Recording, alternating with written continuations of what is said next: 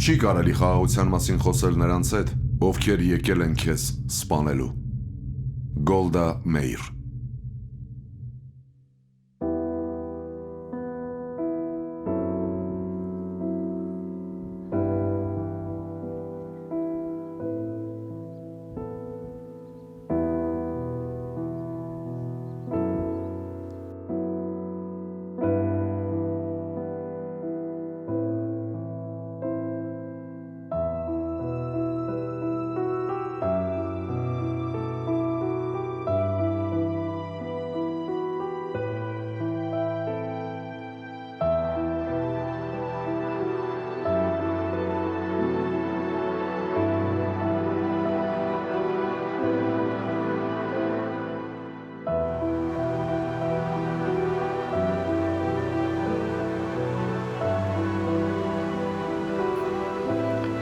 «1918 թվականի ապրիլի 25-ին թուրքերին առանց դիմադրության հանձնվում է Կարսը,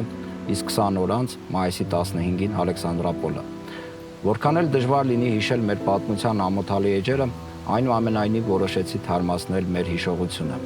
որովհետև բարոյական ապաքինման համար ավելի լավ է ցավեցնես դառը ճշմարտությամբ, քան սպանես ապրելու ոգին քաղցր ստերի թմբիրում։ Մեր պատմության մեջ միայն վավերական փաստեր են եւ բացառապես փաստեր։ Փաստերը մեր լավագույն ուսուցիչներն են, որոնք ի տարբերություն մարդկանց երբեք չեն ստում։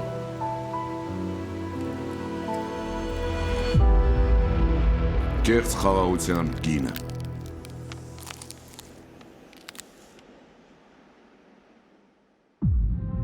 Հայաստան 1918 թվական։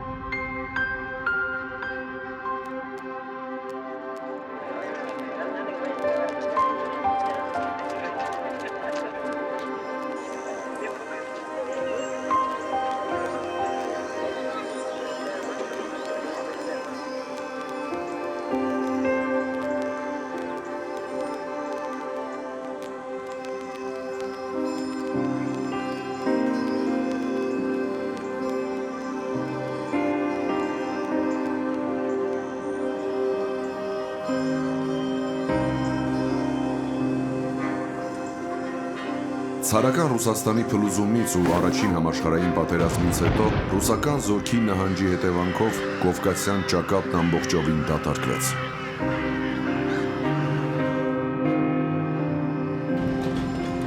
Չնայած թուրքական բանակը հյուծված էր, բայց որոշեց անապահ օգտվել այդ հնարավորությունից եւ տիրանալ հայկական տարածքներին։ Թուրքերի առջև լավ կազմակերպված ու զինված հայկական զորամիավորումներն էին։ 1917 թվականի հոկտեմբերյան հեղափոխությունից հետո ռուսական զորքը հայկական ռազմաճակատում թողել էր 3000 թնդանոթ, 3000 արագահարված զենք, 1 միլիարդ փամփուշտ, 100,000 համազգեստ, 100,000 միավոր ուտելիք, 15-ից 17,000 ձի, 10,000 հրացան, մեծ քանակությամբ կառքեր, մեքենաներ եւ այլն։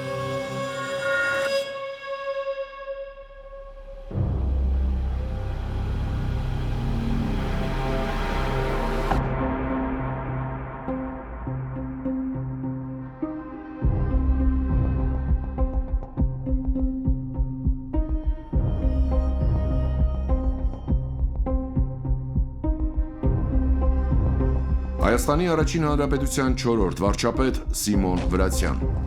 Զորքի ոգին ու բարոյական կորովը բարձր էր։ Հայկական բանակը պատրաստ էր դիմադրության, եւ հրամանատարությունը վստահ էր, որ Կարսը ցույց կտա համառ դիմադրություն, կդիմանա առնվազն 2 շաբաթից 1 ամիս։ Թուրքերը ավելորդ զոհեր չտալու համար ստիպված պիտի լինեն զիջումներ անել Անդրկովկասի կառավարությանը, Բերդն առանց կռվի ստանալու համար։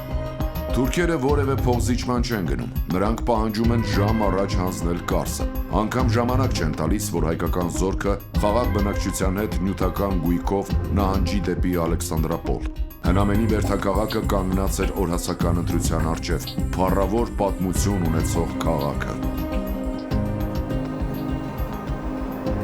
Կա մի գեղեցիկ ենթադրություն, թե Կարս անվանումը առաջացել է հայերեն հարս բառից։ Ըստ ավանդության հայոց թագավորի հարսնացուին զբոսանքի ժամանակ դուր է եկել այդ վայրը, եւ նա հաճախ է այստեղ եկել։ 9-րդ դարի վերջերից Կարսը նշվում է իբրև բերդաքաղաք։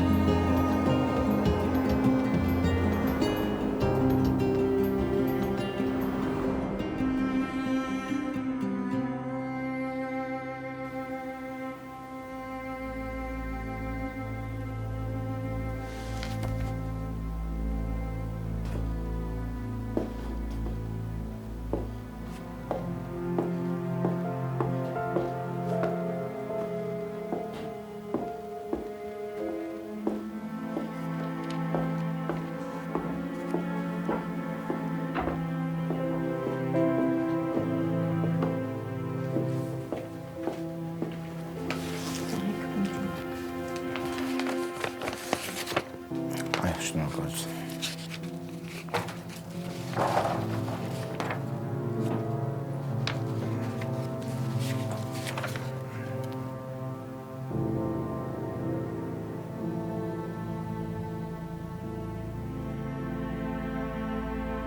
Թիֆլիսում տպագրվող Մշակ թերթի 1918 թվականի մայիսի 5-ի համարում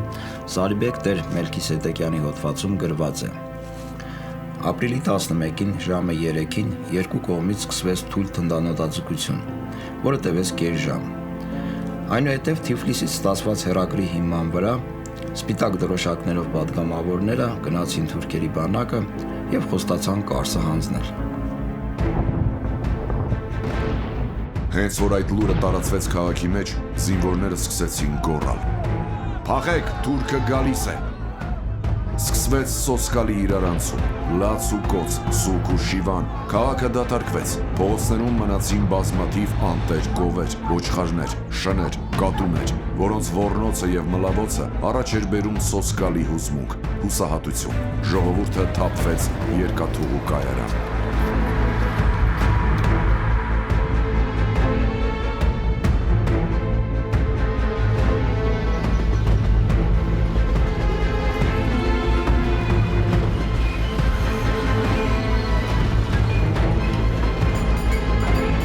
Մշակ թերթի էջերում Զարիբեկ Տեր Մելքիսեդեկյանն այսպես է հիշում Կարսի ողբերգական օրերը։ Տեղ ճարելու համար կոտորում էին իրար։ Շարժվեց գնացքը։ Բախտավորները երկաթուղու վագոններում իրար վրա պառկած եւ կողքերին թափված գնում էին։ Անձրև էր գալիս։ Սարսափելի ցուրտ էր։ Վագոնների կտուրների վրա թառածների դրությունը անտանելի էր։ Շատերը իրանց կապած ապրանքները կայարանում թողած ոտով փախան։ Ճանապարհին սայլերը շուռ էին եկել ցեխի մեջ։ Երեխաները անձրևի տակ լաց էին լինում։ Մեկը երեխային էր կորցրել մի ուրիշը մորը կամ կնոջը։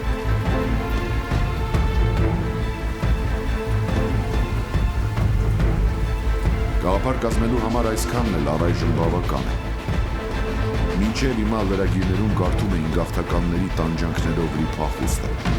Այժմ մենք աչքով տեսանք այս սոսկալի տեսարանը։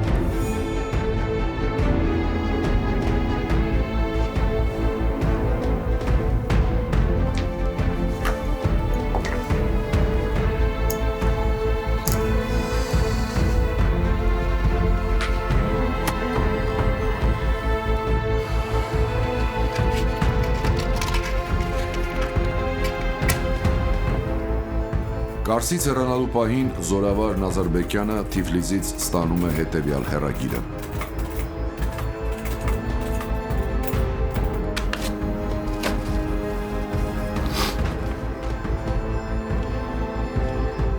Հայտնում եմ ձեզ ի գիտություն, որ Կարսի նահանգը մինչև Ախուրյան գետի երկարությամբ անցնող սահմանը պետք է ազատվի մեր զորքերից։ Ալեքսանդրապոլի Ախուրյանի աջ ափին գտնվող ամրությունները պետք է ոչնչացվեն։ Անդրկովկասի կառավարությունը հարց է հարուցել, որ Թուրքիան մեկ ամիս ժամանակ տա մեզ դուրս տալու համար Կարսի բերդի ամբողջ գույքը եւ մեկ շաբաթ մեր զորքը Կարսի նահանգից հեռացնելու համար։ Ստորագրված է Անդրկովկասի վարչապետ Չխենկելի, պատերազմական նախարարի պաշտոնակատար Օդիշելիձե։ Սերիկաներ։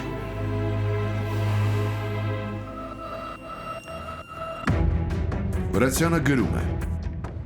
Այսպես էր կացությունը, երբ իրար հետևից սկսեցին հասնել Չխենկելիի հեռագրերը, որոնք խիստ բարոյալքող տպավորություն արին դիրքերում կանգնած զինվորների վրա։ Քանի որ որոշված է կնքել զինադադար, էլ ինչու կռվել։ Այս բնական միտքը կայծակի արագությամբ տարածվում էր ամեն կողմ, եւ զորաշարքերը արագորեն քայքայվում էին։ Հայկական կորպուսի պետ Զորավար Վիշինսկին ապրիլի 11-ին ընդհանուր սպայակույտին արած հաղորդագրության մեջ Զորավար Նազարբեկյանի հանձնարարությամբ հետևյալ բնորոշումն էր տալիս ստեղծված դրության։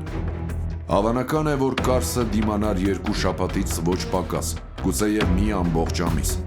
Եթե ժամանակին մերժվեին թուրքական պայմաններն այսօր առավոտ ընդունելու առաջարկը, այդ դեռ կարող էր փրկել կացությունը, եւ Կարսը անտարակույս հետ կմղեր թուրքերին։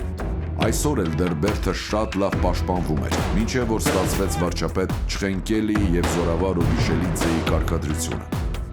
Այսպիսով Չխենկելիի կարգադրությունը կոտրեց հայկական բանակի դիմադրական թափը եւ պատճառ դարձավ սարսափելի աղեթի։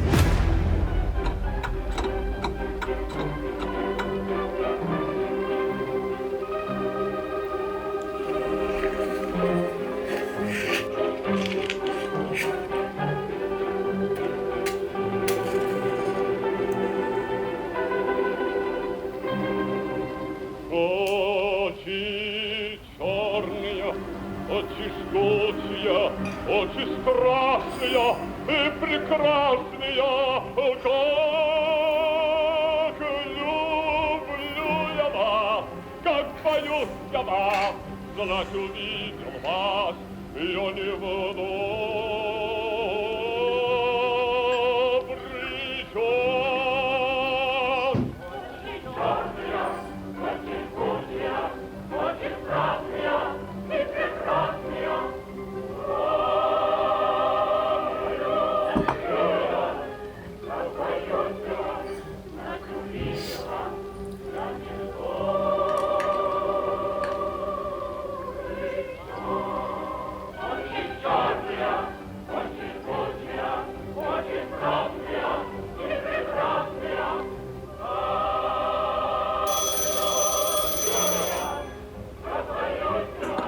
Առավոտյան ժամը 8-ին մեր հրամանատարին կանչեցին հեռախոսի մոտ եւ ընդհանուր հրամանատարության կողմից հայտնեցին.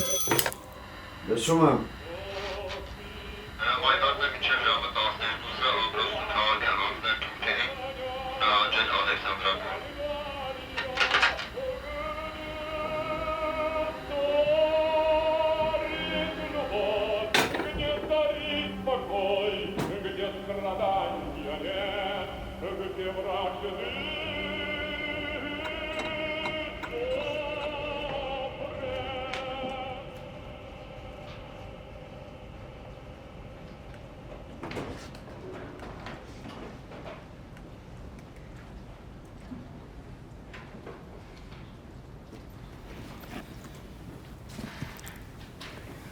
Այս լուրը կայծակի արագությամբ տարածվեց ամբողջ ամրոցով։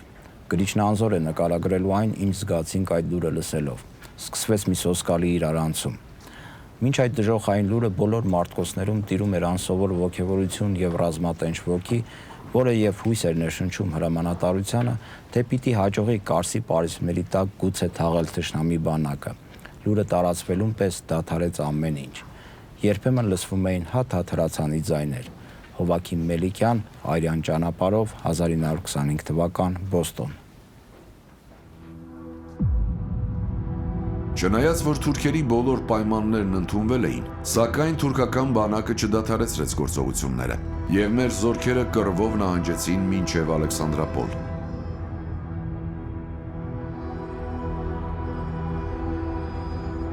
Ապրիլի 15-ին հայկական բանակը ամբողջովին անցավ Ախուրյանի ձախ ափը, նախորոք պայթեցնելով աչափի ամրությունները։ Թուրքերը վճռականորեն մերժեցին Կարսի գույքից որևէ բան հանձնել։ Զինվորներին ազատ թողին, դրա համար էլ պետք է շնորհակալ լինել։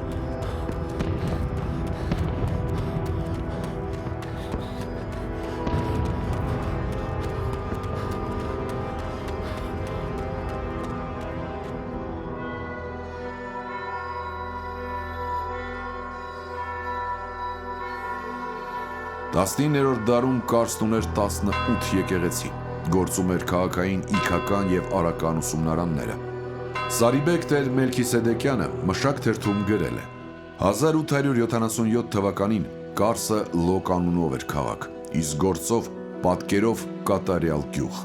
Իսկ մենք 40 տարի անդադար զբաղված լինելով շինարարական գործով եւ քաղաքը բարեկարգելու աշխատասիրությամբ այսօր հանձնում ենք Թուրքին Կարսը ըստ ամենայնի բարեկարգ դրության մեջ։ Ընդարձակ լայն փողոցներ, մաքուր սալահատակներով կոկած, հոյակապ դպրոցներ, բարձրաբերձ կաթողիկեներով շքեղ եկեղեցիներ, երհարկանի եվրոպական ճաշակով շինված բազմաթիվ բնակարաններ, զանազան սրբատաշ հիմնարկություններ։ Ուրեմն ստացել ենք գոմեր, մարագներ, տվել ենք պալատներ, ստացել ենք աթարի դեզեր, աղբակույտեր եւ տվել ենք այգիներ, պարտեզներ, ստացել ենք մի քայքայված գյուղ, տվել ենք զարգացած, զարդարված քաղաք, ստացել ենք մի պառավ, ատամները թափված, վրան գլուխը պատառոտված թրքուհի։ Այսօր նրա փոխարեն հանձնում ենք Վեիբ Փաշային շիկահեր, զուգված, զարդարված մի շքեղազարդ օրիորդ։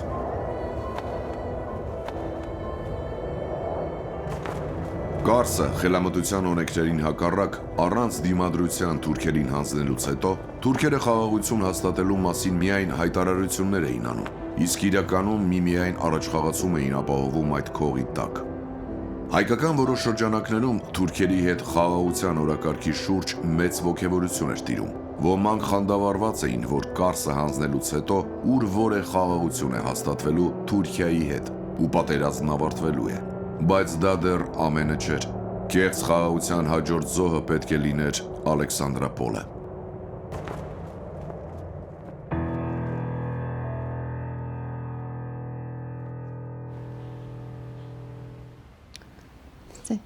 Կարսի համար տեղեկություններ կուզեն արխիվից։ Հաստնամ հաղատքավ տվեցինք քանի օր տան։ Ես կարս եղել եմ կարող է այս տեղեկություն տան։ Արխիվային բաները պետք հա այդ հանձնելու պահապան այնտեղ ստորագրած բայց բաներ կա։ Մշակ թերթի 1918 թվականի մայիսի 5-ի համար 83-ի 3-րդ էջում Ալեքսանդրապոլում վերնագրով հոդվածում կարդում ենք. Թիֆլիսում զանազան մութ անձնավորություններ տարածում են պրովոկացիոն լուրեր, իբրև Ալեքսանդրապոլը թուրքերից գրավելու մասին։ Ներկայումս դրությունը Ալեքսանդրապոլում եկողների պատմելով հանգիստ է, շնորհիվ զորահրամանատար Տեր Հակոբյանի ձեռք առած կտրուկ միջոցառումների։ Ազգաբնակության անցողական երկյուղին նպաստեց գլխավորապես փախստականների հոսանքը, որ տարերային ուժով սկսվեց Կարսի շրջանից, անցավ Ալեքսանդրապոլ եւ դիմում է մասամբ դեպի Ղարաքիլիսա եւ Թիֆլիս։ Թուրքերը գրավում են Արփաչայի աճապը, ուր համաձայն զինադադարի պայմանների բոլոր ամրոցները մեր զորքերը պայթեցրել են։ Արփաչայի ձախ ափը գրավում են Կարսից ետ եկած հայ զորամասերը եւ Ալեքսանդրապոլից ուղարկված թարմ զորախմբերը։ Կավկասկայա Սլովոյի հավաստմամբ Ալեքսանդրապոլից հայկական շտաբի կողմից մի պատգամավորություն գեներալ Արեշյանի գլխավորությամբ ապրիլի 13-ին գնացել է թուրքերի շտաբ։ Այնտեղ նրան ցույց է տրվել շատ սիրալիր ընդունելություն։ Ալեքսանդրապոլի ազգաբնակչությունը սպասում է հաշտություն կնքելուն։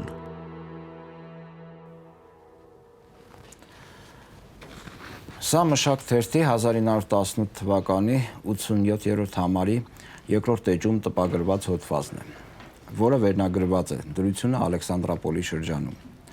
Ալեքսանդրապոլից եկող անձանց պատմելով մեր հարաբերությունները թյուրքիաց իշխանությունների հետ մեր նոր սահմանի մոտ Արփաչայի կետից ոչ հեռու ստանում են խաղաղ ու նորմալ կերպարանք։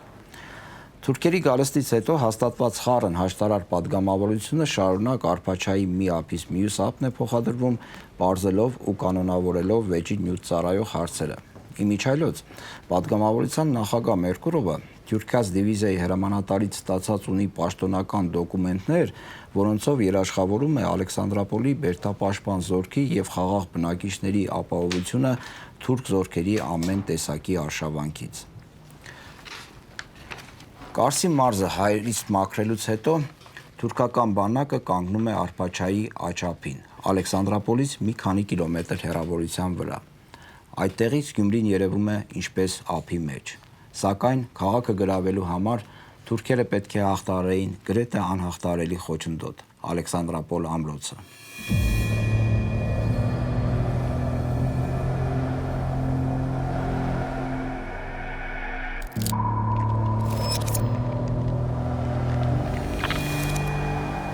Ալեքսանդրապոլ ամրոցը 1830-ականներին կառուցվել է այն ժամանակ ռուս-թուրքական սահման հանդիսացող Ախուրյան գետի ձախ ափին բարձրադիր բլրի վրա։ Ամրոցի հիմնական նպատակն էր Գյումրին պաշտպանել թուրքերի հնարավոր ներխուժումից։ Այն տարածաշրջանի ամենապաշտպանված եւ ժամանակի ռազմական ինժեներիայի բարձր արհեստավարժությամբ կառուցված ամրաշինություններից էր։ 1918 թվականին Ալեքսանդրապոլցիներն արդյոք ունեին վտանգի զգացողություն։ Արդյոք ռազմական ղեկավարությունը գիտակցում եւ կանխատեսում էր թուրքերի հնարավոր ներխուժման վտանգը եւ կանխարգելիչ միջոցառումներ ձեռնարկում։ Այս բոլոր հարցերի պատասխանները կարող են տալ միայն ու միայն վավերագիր սկզբնաղբյուրները։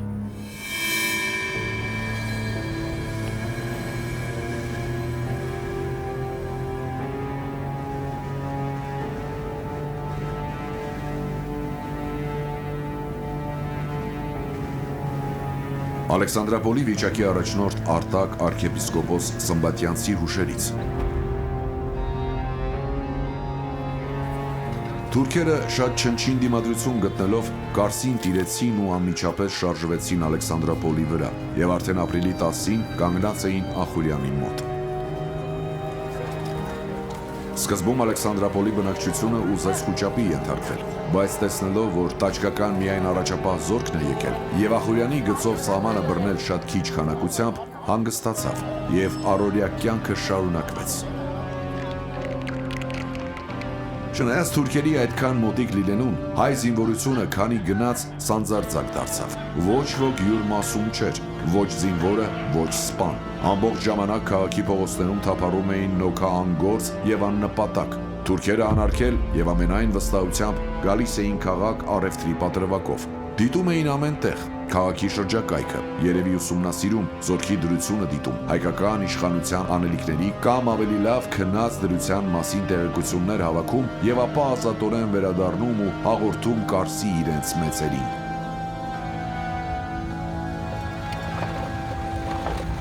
Իսկ հայ մարդը չէր կարող Ախուրյանի կամուրջն անցնել, եւ ով փորձել է անցնել, նա գլուխը վերան ետ չի եկել։ Սահմանապահ թուրք զինվորները անցնում էին գետը եւ սահմանից մոտիկ իրենց արտերում աշխատող կանանց բռնաբարում օրը ցերեկով եւ ետ վերադառնում, եւ այս բոլորն անցնում էր անհետ, իբրև թե ոչինչ չի եղել։ Ըստ Արտակ arczepiskoposi, այնպիսի անօգություն էր տիրում քաղաքում բոլորի մեջ այն ժամանակ, որ պատմել հնարավոր չէ։ Մինչև իսկ լուր է տարածվում քաղաքում, թե թուրքերը մինչև Սարիղամիշ ետ դառնալու հրաման են ստացել։ Որտեղից էր ծագել այդ լուրը։ Ինչ աղբյուրից էր առաջ եկել, հայտնի չէր, տարակուսում էր arczepiskoposը եւ պատմում, որ քաղաքում մի արտասովոր ուրախություն է տիրում դրա հետևանքով։ Ամենքի երեսը փայլում, բոլորի խոսակցության թեման թուրքերի ետ քաշվելու լուրն էր։ Ենթադրվում էր, թե հայկական կառավարության իրավունքների պաշտպան հանդիսանալով ինչ-որ եվրոպական կառավարություն ճնշում է գործադրել թուրքերի վրա, եւ ահա հասել է հայերի ազատության եւ ուրախության ժամը։ Եվ ուրախանում էին ամենքը, մանավանդ զինվորականները, որ ոչ բերդ էին ճանաչում, ոչ զորանոց, վաղուց էին մոռացել նման տեղերը։ Ժողովրդի մեջ տարածված այդ չարաբաստիկ լուրերը կարծես թե ճշտվեցին։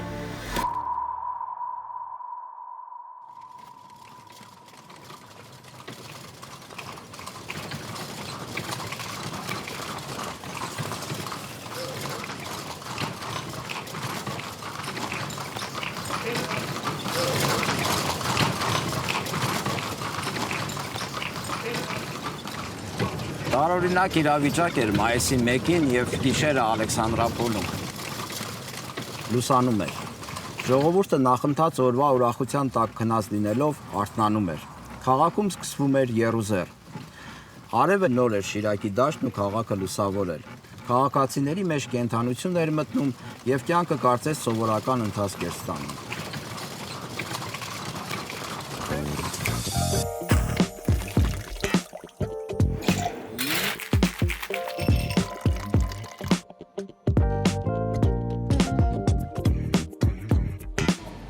Ինչպես այսօրվա Երևանն է անհնար պատկերացնել առանց արագընթաց եւ թանկարժեք ավտոմեքենաների,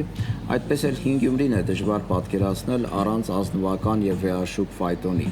Հետաքրքիր է, գյումրեցիները գիտեն, որ 107 տարի առաջ հենց այս քաղաքում թուրքերի հետ խաղաղության հույսերով ապրող հայերի սպասումներն իջիկ են դառնում։ Արտակ Վարդապետը գրում է.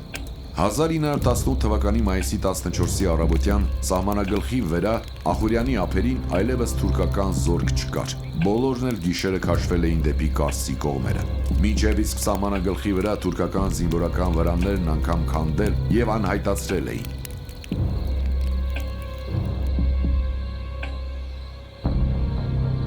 Մայիսի 13-ին ամբողջ օրը մի արտասովոր ցնծություն էր տիրում թուրքական զորքերի ետ քաշվելու առիթով։ Սակայն ով հետաքրքրվեց, հետաքննեց իմանալու, թե ինչու թուրքերը սահմանակիցը թողեցին եւ մինչեւ ուր են ետ քաշվել։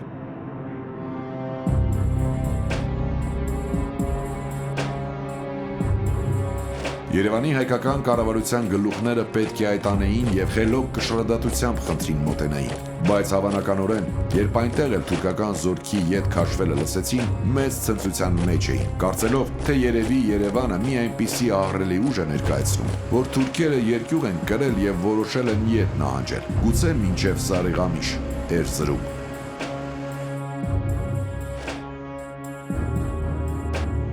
Թուրքերն ամենևին էլ Ախուրյանի աճապին կանգնելու ու հայերի հետ խաղաղություն կնքելու նպատակ չունեին։ Նրանք հայերին խաղաղության հույսով կերակրելով ստիպում էին տարածքներ զիջել ու յուրաքանչյուր զիջումից հետո պատրաստվում հաջորդ առաջխաղացմանը, բնականաբար խախտելով դրանից առաջ ձեռք բերված բոլոր պայմանավորվածությունները։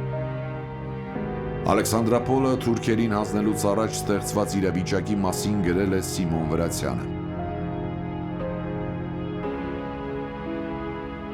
Բաթումի հաշտության նախագիծը բաղկացած էր 12 հոդվածներից եւ 3 հավելվածներից եւ սարսափելի ծանր պայմաններ էր պարունակում ամբողջ Կովկասի, մանավանդ Վրաստանի, բայց ավելի եւս Հայաստանի համար։ Վրաստանից առնվում էր Բաթումի շրջանը, նավահանգստով հանդերձ, Ախալցխայի գավառը, Հայաստանից խլվում էին Ալեքսանդրապոլը, Ախալքալաքը, Շիրակի եւ Էջմիածնի գավառի մեծ մասը, Սուրմալուն, Ալեքսանդրապոլ Կարս եւ Ալեքսանդրապոլ Ջուլֆա երկաթուղագիծը։ Հայաստան փաստորեն չէր մնում։ Հայերին թողնվում էր հազիվ 11,000 քառակուսի վերստ լեռնոտ տարածություն Արագածի եւ Սևանի լճի միջև։ Հողային պայմաններից զատ դրվում էին եւ չափազանց ծանր տնտեսական, առևտրական, ռազմագիտական եւ այլ պահանջներ։ Սիմոն Վրացյանը հիշում է. Այսպիսով Թուրքիան հախուռն թափով մուտք էր գործում Կովկաս եւ իր ազդեցության տակ առնում Կովկասյան լեռնաշղթայից հարավ գտնվող բոլոր հողամասերը։ Կարս, Սուրմալու, Նախիջևան, Զանգեզուր, Ղարաբաղի վրայով միանում էր պարսկական եւ ռուսական ադրբեջաններին եւ Բաքվից նրա առջեւ բացվում էին շշմեցնող հեռանկարներ դեպի Անդրկասպյան թուրք-թուրանական ցեղերն ու կենտրոնական Ասիայի իսլամական աշխարհը։ Էնվերների համիսլամական ցնորքները իրականություն էին դառնում։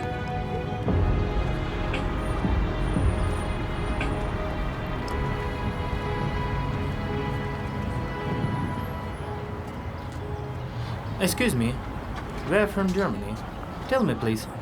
how to get to the Black Castle? You must go straight up this street, cross the square, turn left, and then you will see the Black Castle. Okay, thank you very much.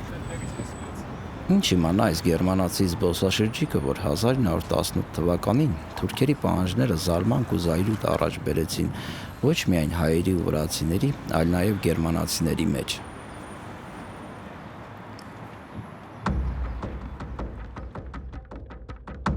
Մայիսի 12-ին զորավար ֆոն Լոսովը հեռագրում էր իր կառավարությանը։ Թուրքական ամեն չափ ու սահման անցած պահանջները, անջատելու զուտ հայկական գավառները, որպիսիք են Ախալքալաքը, Ալեքսանդրապոլը եւ Երևանի նահանգի մասերը, աղաղակող կերպով խախտում են Բրեստ-Լիտովսկի դաշնագիրը եւ նպատակ ունեն բնաջնջել հայերին Անդրկովկասում։ Այսօր երեկոյան թուրքերը վերջնագիր ներկայացրին, որ թույլ տրվի իրենց զորքերին Ալեքսանդրապոլի վրայով անցնելու Ջուլֆա եւ այդ մասին ոչինչ չհաղորդեցին ինձ։ Ես բողոքեցի նման ընթացքի դեմ։ Թուրքերը պնդում են, որ Ալեքսանդրապոլ Ջուլֆա երկաթուղին տրվի իրենց, որպեսզի օր առաջ զորք հասցնեն անգլիացիների դեմ։ Անդրկովկասի ներկայացուցիչները Զորավարներ Օդիշելիձեն եւ Ղորղանյանը հակառակում են, առարկելով, որ այդ հարցը կարող է վճռվել միայն ընդհանուր դաշնագրի ստորագրությամբ։ Սիմոն Վրացյանն իր հուշերում այսպես է ներկայացնում Ալեքսանդրապոլի անկումը։ Հուսահատված խաղաղ միջոցով երկաթուղին ստանալու մտքից մայիսի 14-ի լույս 15-ի գիշերը թուրքերը ներկայացրին վերջնագիր, որ մայիսի 15-ի առավոտյան ժամը 7-ին Ալեքսանդրապոլը հանձնվի իրենց, եւ հայկական զորքերը քաշվեն 25 կիլոմետր դեպի արևելք։ Եվ առանց պատասխան ստանալու մայիսի 15-ի առավոտյան ժամը 2-ին Ալեքսանդրապոլի դեմ գործող թուրք զորքերի հրամանատարը վերջնագրի թուրքերեն պատճենը ուղարկեց Ալեքսանդրապոլի հրամանատարին, պահանջելով մինչև ժամը 6-ը դատարկել քաղաքը։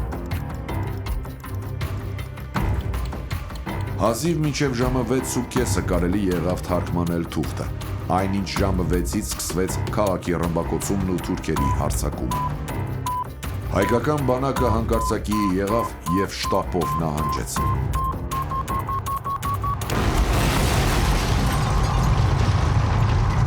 Ալեքսանդրապոլն անցավ թուրքի ձեռքը։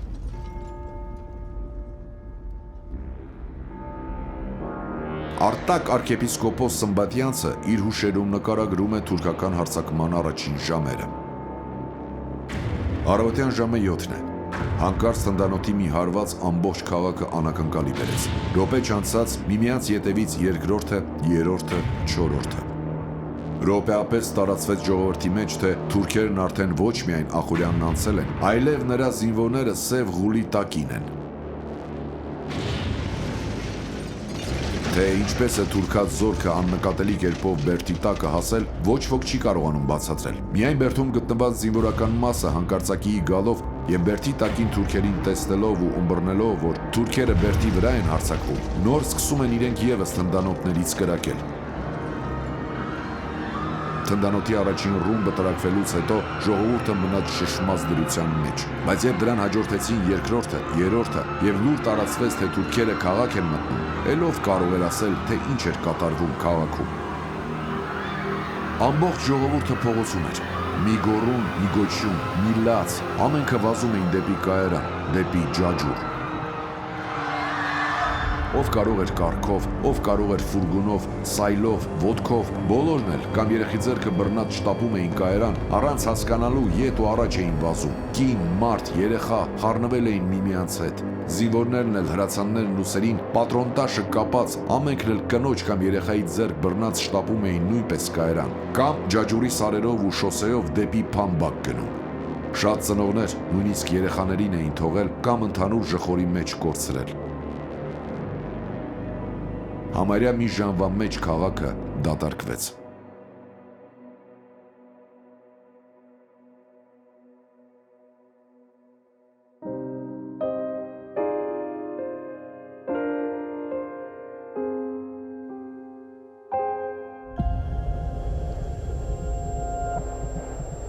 Վերջնագրի նախօրեին Ալեքսանդրապոլը գրեթե անառիկ էր։ Միայն Բերդապահ զորքի պաշտոնական թվաքանակը կազմում էր 506 սպա և 5576 զինվոր, 100 գնդացրով և 134 հրանոթով։ Բացի այդ, քաղաքում և շրջակա գյուղերում տեղակայված էին հայկական առաջին դիվիզիան, հայկական միացյալ զորամասը և Անդրանիկի զորամասը, ընդհանուր առմամբ մոտ 16000 զինվոր և 1100 սպա։ Ալեքսանդրապոլում էին գեներալ Թադևոս Նազարբեկյանը, գնդապետներ Դանիել Բեկ-Փիրումյանը, Հովսեփյանը, Կարաքեշիշյանը, Սամարցյանը և ուրիշներ։ Նույնիսկ թուրքական հարձակման պահին քաղաքում կար 7000 հոգանոց զորամաս։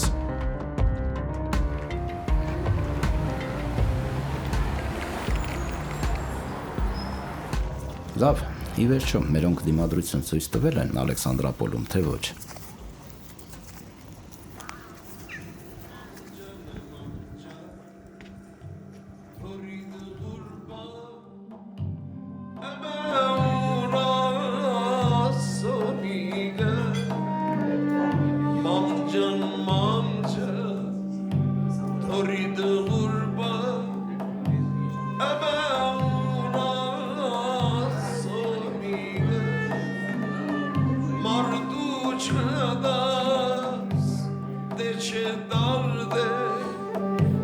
Խելերիգը օնիգը մարդու չդաս դե չդարդե Խելերիգը օնիգը ուստա օնես Վայտոնը դեպե անձի հաստու մինչև ղաս Կրովել եմ ես ես կախկե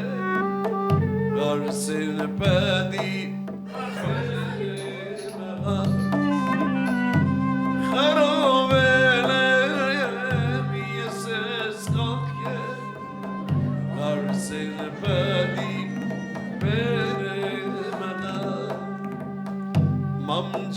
Mamca Toride urba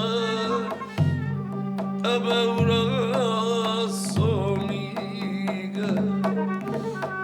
Mamca Toride urba Heleriga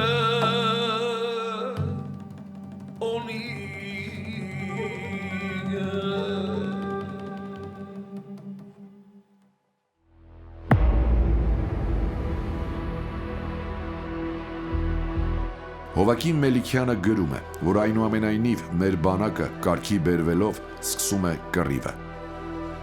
Ալեքսանդրապոլցիները կազմում են կամավորական մի գունդ և դիրքավորվում քաղաքի գերեզմանատան բլուրում։ Քաղաքից հեռանում են զինվորական շտաբը և պաշտոնյաները։ Քաղաքի պարետը նշանակվում գնդապետ Օսիկ Բեկ-Փիրումյանը։ Թուրքերը մի քանի անգամ ներխուժում են քաղաք և մեծ զոհեր տալով հետ են շպրտվում։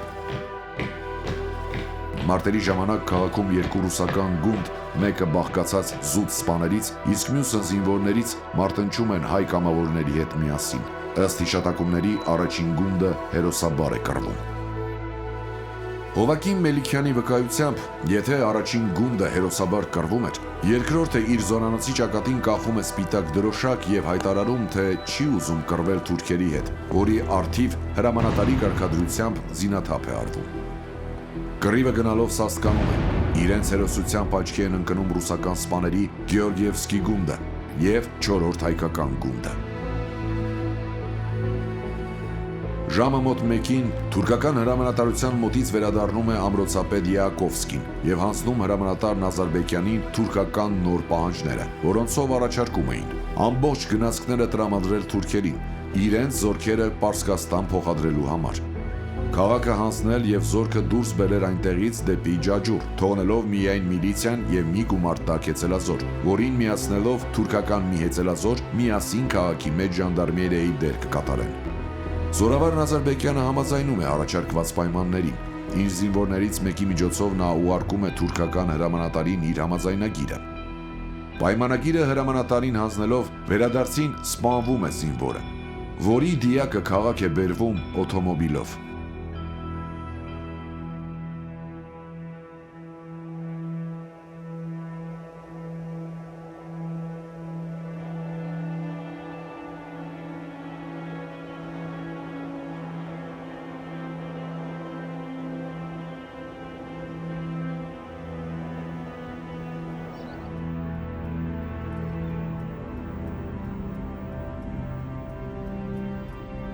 Վերլուծելով թուրքական հաղթանակների գաղտնիքը, Կավկասկոյե Սլովը պարբերականը գրել է. Եթե ուշադիր նայենք, ապա պարզ կդառնա, որ թուրքերի բոլոր հաջողությունները, սկսած Տրապիզոնից մինչև Ալեքսանդրապոլ, հանդիսանում են ոչ այնքան ռազմական գործողությունների հաջող իրականացման, որքան դիվանագիտական խարդավանքների ու միջազգային իրավունքի նորմերի խախտման արդյունք։ Ականատեսների վկայությամբ գրոհի սկզբում բերդապահ Կայազորը դիմադրություն ցույց տվեց և միայն առաջին 1 ժամում 180 թուրք զոհվեց, հայկական կողմից 9 զոհ։ Թշնամին ստիպված եղավ գրոհը դադարեցնել և պատվիրակություն ուղարկելով հայտնեց, թե քաղաքը Ալեքսանդրապոլը գրավելու կամ ժողովրդի և զինվորականության դեմ պատերազմելու նպատակ չունեն, ինչու զուր տեղը դուք կկռվեք։ Բաթումի հաշտարար պատգամավորների որոշման համաձայն արդեն երկաթողագծերը տրված են մեզ, որով մենք մեր զորքը պիտի փոխադրենք Ջուրֆա, եւ պիտի մնանք կայարանի մեջ, առանց քաղաքը մտնելու եւ զինվորությանը կամ բնակչությանը վնասելու։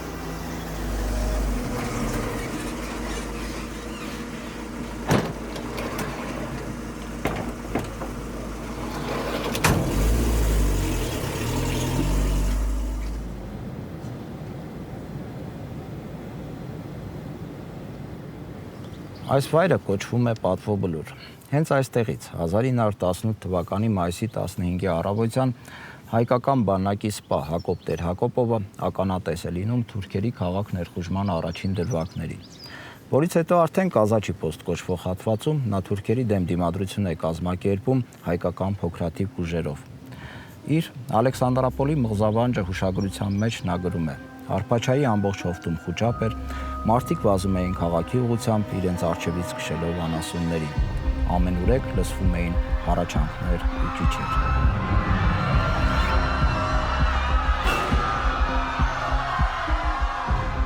Ճչում էին հիմնականում կանայք ու երեխաները։ Առաջինները կորցրել էին իրենց երեխաներին, երկրորդները իրենց մայրերին։ Նրանցից շատերը հենց տեղում սպանվում, վիրավորվում ու մատնվում էին բախտի քմահաճույքին, առանց որևէ օգնության։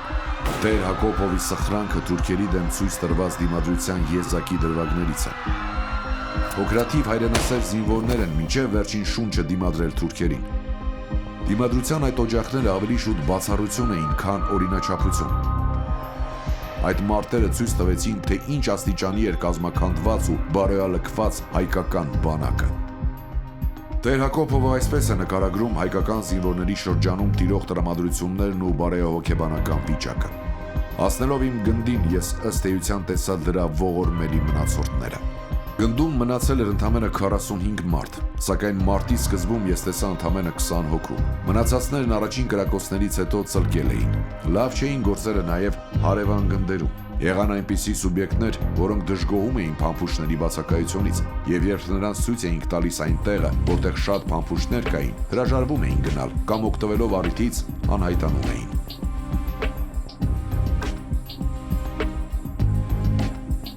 Մարտի սկզբում եղած 200 զինվորից, որոնք մասնակցում էին Կազաչի պոստի մարտին, վերջում արդեն չէր կարելի հաշվել անգամ 70 հոգի։ Ճիշտ է, շատ էին վիրավորներն ու սպանվածները, բայց ավելի շատ դասալիքներն էին։ Բերդապահ Կայազորի դիմադրությունն ընդհանուր առմամբ շարունակվեց մոտ 3 ժամ։ Ի վերջո քաղաքային բնակչության մեծ մասը եւ հայկական զորքերը լքեցին Ալեքսանդրապոլը։ Տեղում մնացածները Բերդի Պարետ Յանկովսկու առաջարկով Մկրտիչ Ղազարյանի գլխավորությամբ պատվիրակություն ուղարկեցին թուրքերի մոտ։ Եվ կյանքի, գույքի եւ պատվի անձեռնմխելիության երաշխիքներ ստանալով մեր երկրի մշակութային մայրաքաղաքը հանձնվեց թշնամու։ Ալեքսանդրապոլի գավառում համարյա բոլոր գյուղերն էլ հանդիսացել են մի սպանդանոց ու գազանաբար մորթոտվել են ու հոշոտվել բնակչության ամենապիտանի տարրերը։ Սակայն այն, ինչ որ կատարվել է Ձիթանքով գյուղում, միանգամայն աննախընթաց է ու եզակի իր ահռելիությամբ։ Մայիսի 25-ին Սարդարապատի գրվի այն պատմական օրերին թուրք զորահրամանատարությունը հղանում է մի դիվային ծրագիր։ Որոշում է բնաջնջել, ոչնչացնել իր թիկունքում գտնվող հայ ժողովուրդը, գլխավորապես նրա երիտասարդ եւ արական մասը։ Երկու պատճառով։ Առաջին, իր թիկունքն ապահովելու նպատակով, որովհետև երկյուղ է գրում, թե միգուցե հայերը թիկունքից հարվածեն իրենց։ Եվ երկրորդ, իր պարտության անհաջողությունների վրեժը խաղաղ հայ ժողովրդից անելով։ Ու սկսում են խնամքով ու նախորոք կազմված ցուցակներով հավաքել տղամարդկանց Էջմիածնի գավառի սահմանամերձ գյուղերում, Ձիթանքովից մինչև Սարդարապատի ճակատը։ Հավաքում են բոլորին եւ խումբ պահակների խիստ հսկողության տակ բերում են Ձիթանքով ու այնտեղ բանտարկում մարակներում ու մեծ շենքերում։ Թշվառ ժողովուրդը նոր միայն գլխի է ընկնում, թե ինչ հրեշային դավ է լարվում իր դեմ, բայց անօգուտ։ Տղամարդկանց մի աննշան մասը փորձում է լեռներով փախչել, սակայն բոլորն էլ սպանվում են լեռներում ու ձորերում։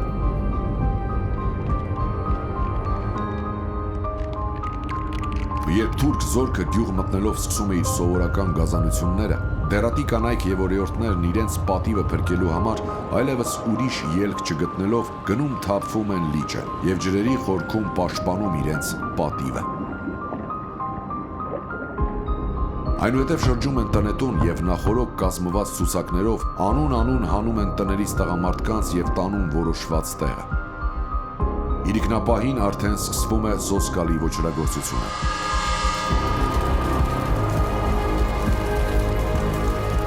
Մարտագազանները դիվային չարախնդությամբ շարունակում են լուսամուտներով ռումբերը ձգել։ Ամեն մի ռումբի հետ բազմաթիվ կյանքեր ոչնչացնելով։ Վերջում իրենց գազանությունների հետ կթաքցնելու նպատակով հրդեհում են մարակները, որոնց ծածկերը հրդեհելով իրենց տակ թողնում են 3000-ից ավելի դիակներ։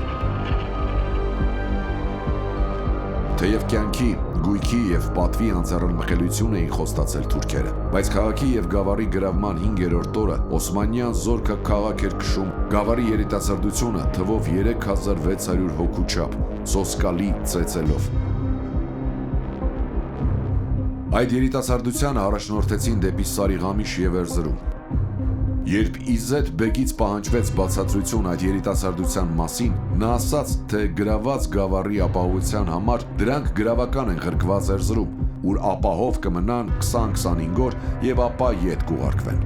Բայց դառը ճշմարտությունն այն է, որ դրանց մտրակի տակ տանջեցին, չարաչար աշխատեցրին, քաղցի եւ զրկանքի մատնելով կոտորեցին։ 4 ամիս հետո այդ տաժանակիր երիտասարդության մի քառորդը միայն վերադարձավ եւ պատմեց մեռնողների տանջանքների մանրամասնությունները։ Սոսկալի էր գյուղացու վիճակը։ Նրանք կողոպտում էին բանակի զինվորները, ոստիկանները եւ ավարը, թալանը իրար ձեռքից հափշտակում։ Հյուսիսից Աղբաբայի գյուղացի թարաքյանները, հարավից թաթարները մտնելով հայ գյուղերը ամեն գիշեր կողոպտում էին։ Տանում էին ինչպես երջերավոր կենդանիներ, ձիեր, նույնպես տան կահ կարասիքը։ Աղբաբայի թուրքերը ասկյարի հագուստով ծպտված աջ ու ձախ կողոպտում էին եւ բռնաբարում թշվառ կեղծգույներին։ Քաղաքային վարչության մեջ հավաքված այս տեղեկությունները հատորներ են կազմում։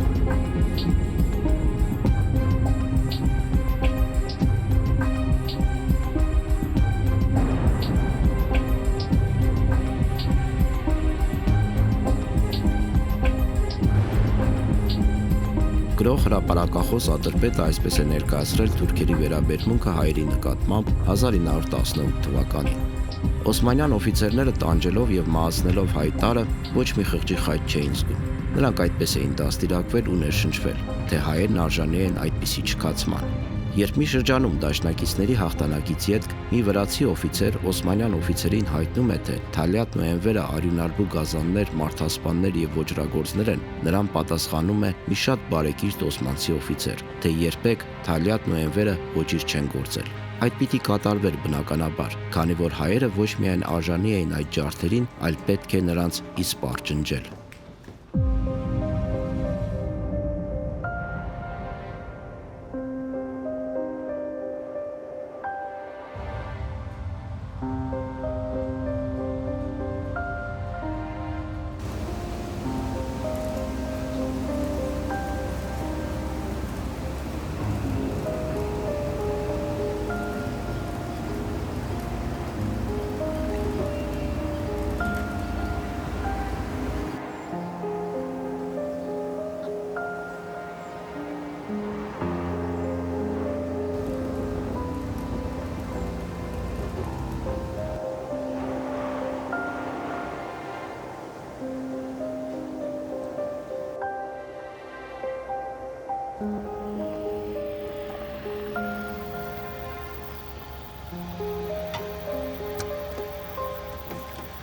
Այս վայրը կոչվում է Ջարդի ձոր։ 1918 թվականի Կարսի եւ Ալեքսանդրապոլի օկուպացիայից կար ժամանակ անց թուրքերը նոր պատերազմ են սանձազերծում Հայաստանի նկատմամբ։ Կրկին նույն սցենարով հանձնվում է Կարսն ու Ալեքսանդրապոլը։ Ալեքսանդրապոլի գավառի 1920 թվականի թուրքական 6-ամսյա օկուպացիան շատ ավելի ծանր հետևանքներ է ունենում հայ ժողովրդի վրա, քան 1918 թվականին էր։ Ջարդի ձորը թուրքական կեղծ խաղաղասիրության լուռ վկան ու հետևանքն է։ Այստեղ 1918-21 թվականներին թուրքերը կոտորել են ավելի քան 12,000 հայ։ Մինչև հիմա այստեղ մի փոքր փորելու դեպքում կարելի է հայտնաբերել այն հայերի ոսկորները, ովքեր զոհ դարձան թուրքական յաթաղանին, մեր դյուրահավատության, անհեռատեսության եւ եթե կուզեք նաեւ միամտության պատճառով։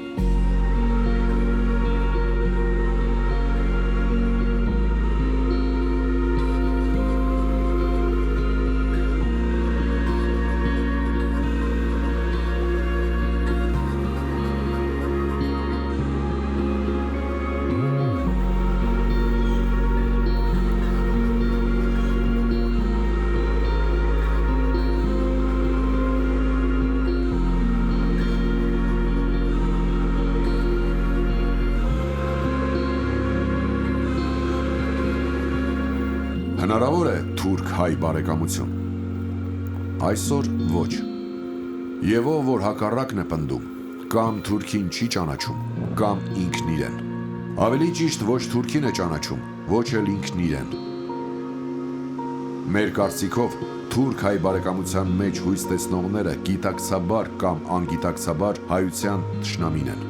Եվ վաղն այսպիսի քայլից առաջ գալիք նոր արյունների պատասխանատվությունը անկախ արտաքին դավերից ամենից առաջ ընկնելու է հայի վրա։ Շահան Նաթալի, թուրքերը եւ մենք, 1928 թվական։